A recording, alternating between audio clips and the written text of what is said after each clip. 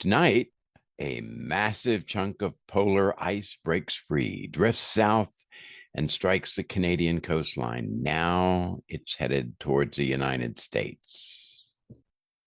Absolutely.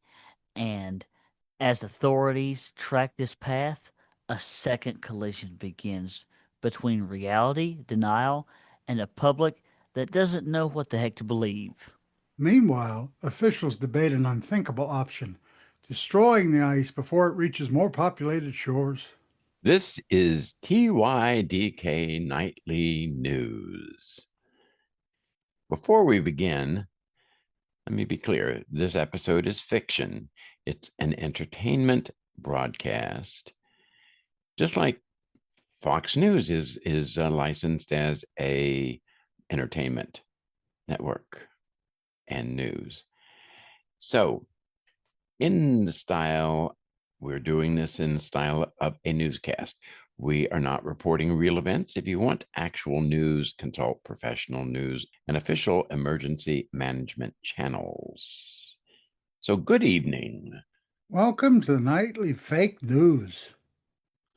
Settle in for some excitement. Our top story tonight is a moving target, literally. A slab of polar ice, the size of a small city in our fictional scenario, has broken away, floated southward, and crashed into the Canadian coastline. Now, tracking models show it continuing towards the American coastline. And the public reaction is splitting into two different streams: people who are absolutely terrified, and people who insist that the whole thing is just fake. Let's state the situation plainly, the way a newsroom must.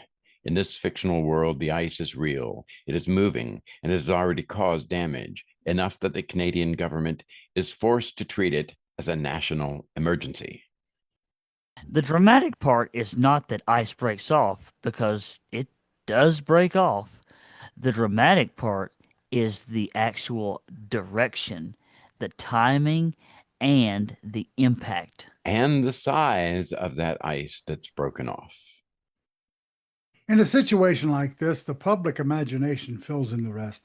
People are asking, is it an iceberg? Is it a sheet? Is it a wall? The answer in this story is that it's an irregular mass, part iceberg, part shelf fragment, large enough to be tracked like a storm. Authorities describe it with one phrase that sticks: a drifting hazard with coastline level consequences. Oh, absolutely. But let's think about this. How does something that big even get here?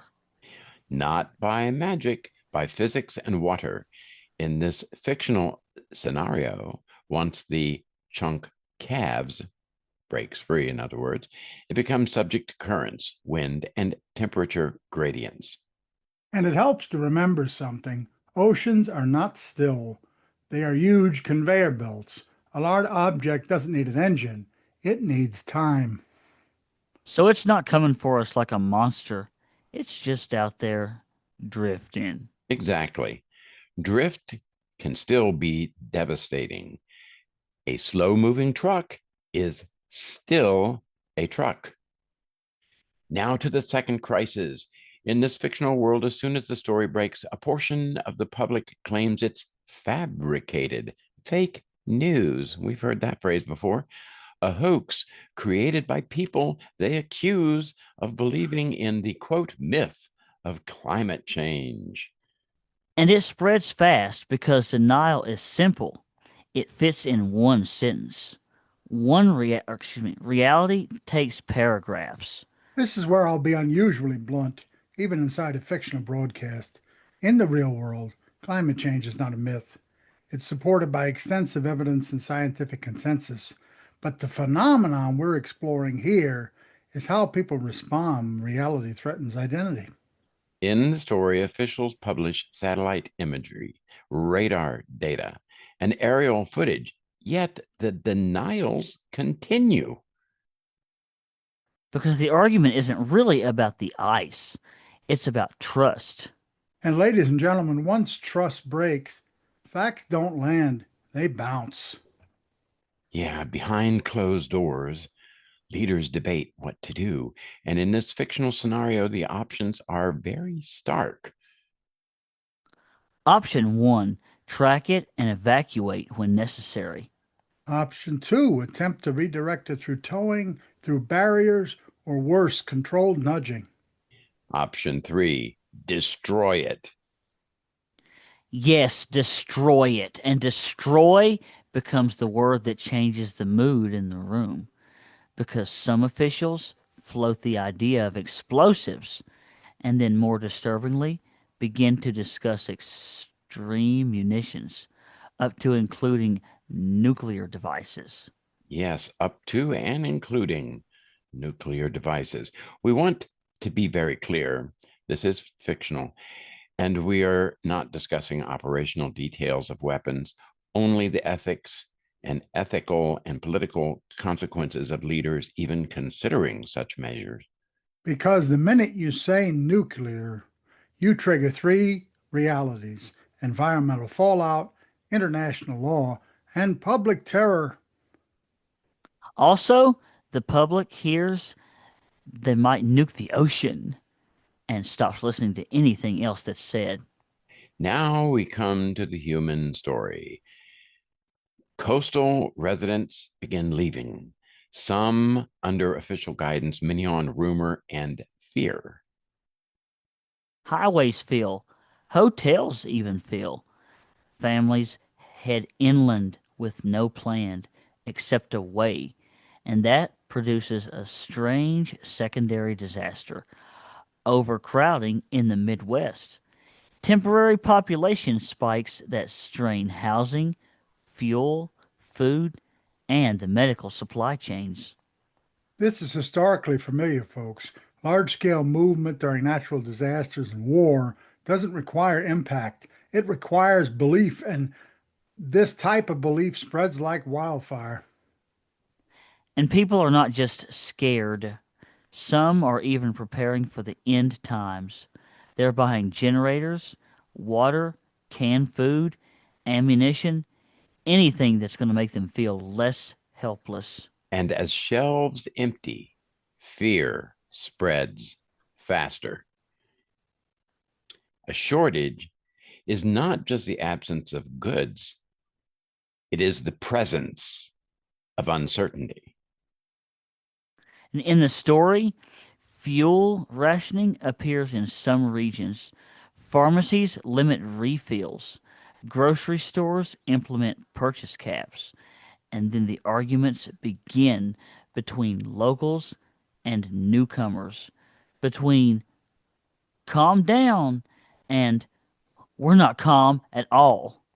This is the social math of crisis. People don't panic because they're irrational. They panic because the system feels fragile, and sometimes it is. And the most fragile system is information. In this scenario, leaders attempt a coordinated response. Canada, the United States, coastal provinces and states, scientific advisors, and emergency management agencies. And it's very, very messy because coordination requires shared reality. But there is a turning point, a joint briefing, a single message, chance to forget politics and speak plainly. Here's what we know, here's what we don't, here's what we're doing, and here's what the public should do in the real world of this story. Follow verified official guidance, not rumors. The goal is not reassurance, it's credibility. So what happens? Do they blow it up? Well, in this situation, cooler heads insist that destruction isn't a simple switch. Even conventional blasting is unpredictable, breaking one hazard into many hazards. And like many times before, the nuclear talk becomes what it often is in politics, just a symbol, a performance of decisiveness in crisis.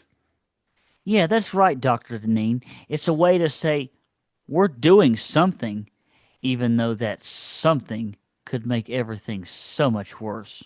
So the summit pivots towards layered solutions, monitoring, limited evacuations, coastal predictions or protections, maritime warnings, and most importantly, public communication that doesn't treat citizens like children. So, this is really more than just about ice. In the end, this reveals something real about societies. We do not only struggle with disasters, we struggle with agreement. The ice is the physical threat. The deeper threat is informational fracture, when people cannot agree on what they're seeing even as it approaches them. And panic becomes a kind of weather system fed by fear, accelerated by rumor, and hard to stop once it forms. In this story, leaders come together not because they become wiser overnight, but because the alternative is national paralysis. Which is the quiet lesson. Resilience is not just physical infrastructure, it is compromise, calm, and a shared reality. And shared reality is right now something you have to actively protect. Well, for Dr. Sean Deneen and Chandler Foster, Dr. William Weaver, this has been TYDK Nightly News, a fictional broadcast presented as entertainment. And that's the way it is on this program. Bye. Bye, folks. Bye bye.